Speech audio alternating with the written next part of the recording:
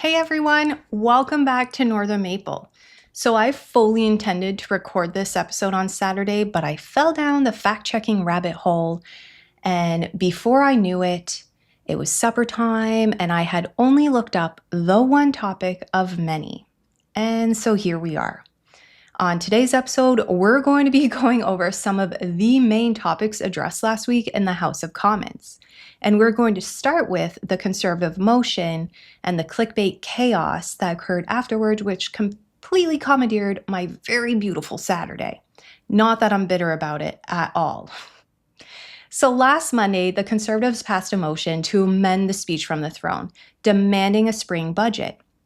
Headlines screamed, Liberals forced to table a budget and Conservatives win as Liberals take an early summer vacation. Sounds juicy, right? Wrong. That motion was non-binding. The Liberal government isn't required to deliver a spring budget, and they have been very clear that they won't until the fall. If the past decade, so think the NSC-Lavalin scandal, shows us anything, it's that this government doesn't budge, even on binding rules. So why bother with a non-binding vote? Some speculate it was a Conservative ploy to persuade MPs into voting against the throne speech, a confidence vote that could topple the government. Spoiler alert, it didn't work. The speech was adopted without a vote because no MP asked for a recorded division, meaning they all were in favor of it, budget or no budget. Then there's the Liberal MPs on summer vacation story. Clickbait claimed four Liberals skipped the vote for a beach getaway. Well, shocker, not true. I discovered the House's pairing system where an MP abstains of voting if an opposing MP is absent to keep votes balanced. Those missing Liberals were paired, not vacationing. Hours of digging later, I was beyond frustrated. I can handle government spin, but I have zero patience for commentators pushing false headlines for clicks. With bills floating around to curb misinformation, we all need to hold ourselves to a higher standard. Higher than the CBC. The truth matters and our credibility depends on it. For our next topic, the Public Safety Minister, Gary Anandasangaree, and I do apologize if I mispronounce that, I will stick to referring to him as the minister. MP Andrew Layton grilled him in the House about lawful gun ownership, and the exchange was very painful. The minister didn't know what an RPAL was, a restricted possession and acquisition license. This is Firearms 101 for restricted guns in Canada. 3 weeks into his role, and he's clueless about the system he regulates. Listen to this. Does the minister have an RPAL? Minister. Can you repeat that question? Member. I'll rephrase, Chair. Does the minister know what an RPAL is? Minister. I do not. Member. Does the minister know what the CFSC is? Minister. I do not, no. Member.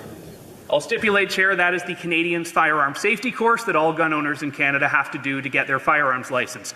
Has the minister ever done the Canadian firearm safety course? Minister. Speaker, it's my third week on the job. No, I have not. The Honourable Member. Does the minister know what safety classes and safety demands are expected of law-abiding Canadian gun owners? The Honourable Minister. This is not about law-abiding gun owners, Mr. Speaker. Honourable Member. How can the minister make that claim when he doesn't know the basic fundamentals of law-abiding gun ownership in this country, Chair?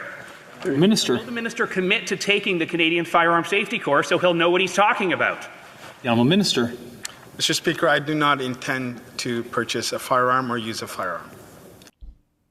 Look, I don't expect every minister to be a gun expert, but if you're overseeing firearm laws affecting millions of law-abiding Canadians, you should know the basics.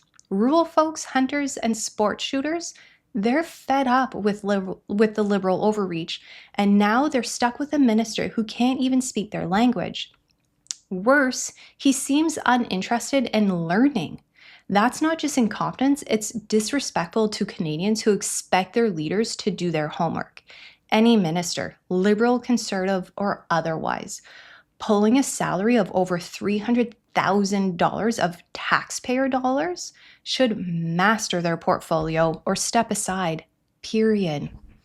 Now let's continue talking about money. The Liberals' 2024 fall economic statement revealed a deficit of $61.9 billion, way above the $40.1 billion target. Last week, projections hinted it could climb higher as Carney's government juggles promises and Trump's tariffs. Carney campaigned on making Canada the G7's fastest growing economy. But with a runway deficit, declining revenue, and spending outpacing even Trudeau's era, how's that supposed to happen? I'm no economist. I've never claimed to be, but I know piling on debt while ignoring pipelines, resource development, or even small business tax cuts isn't the answer. It's fueling our cost of living crisis, not fixing it. TD Bank's own chief economist warned of a looming recession, and Pierre Poilievre nailed it. The Liberals have lost control of the economy. Meanwhile, Carney's cozying up to global elites instead of tackling the mess at home. This isn't leadership, it's a recipe for disaster. Then there's the wildfire crisis. Canada is burning and the Liberals are dropping the ball. The 2023 season, our worst ever, scorched 18.5 million hectares, showing what happens without prevention.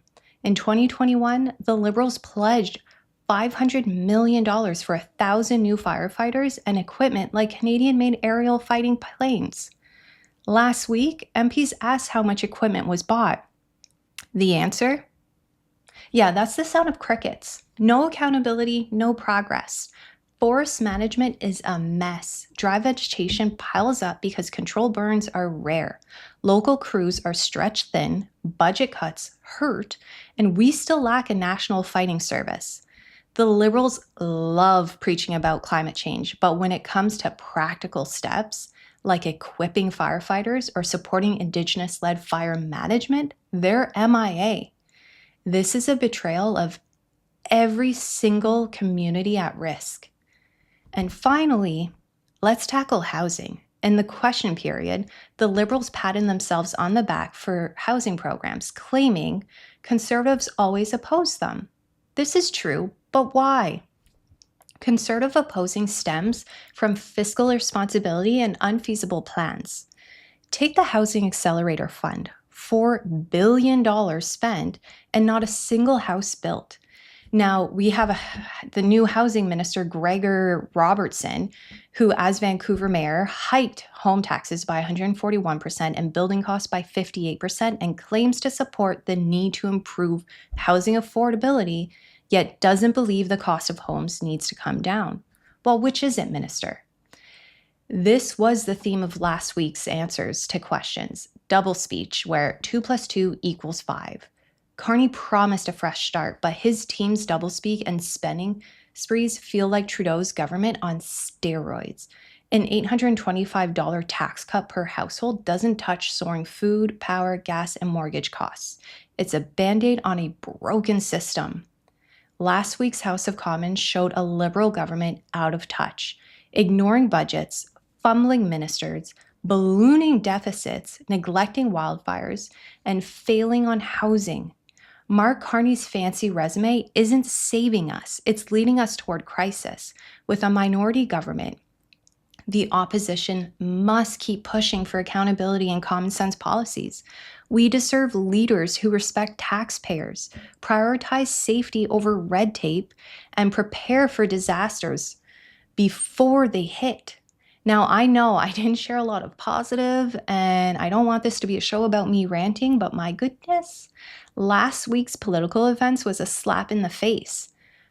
But one positive event did happen. I got this beautiful new mic, so hopefully now the audio's improved and my personality shines a little bit. It's not as flat as it used to be.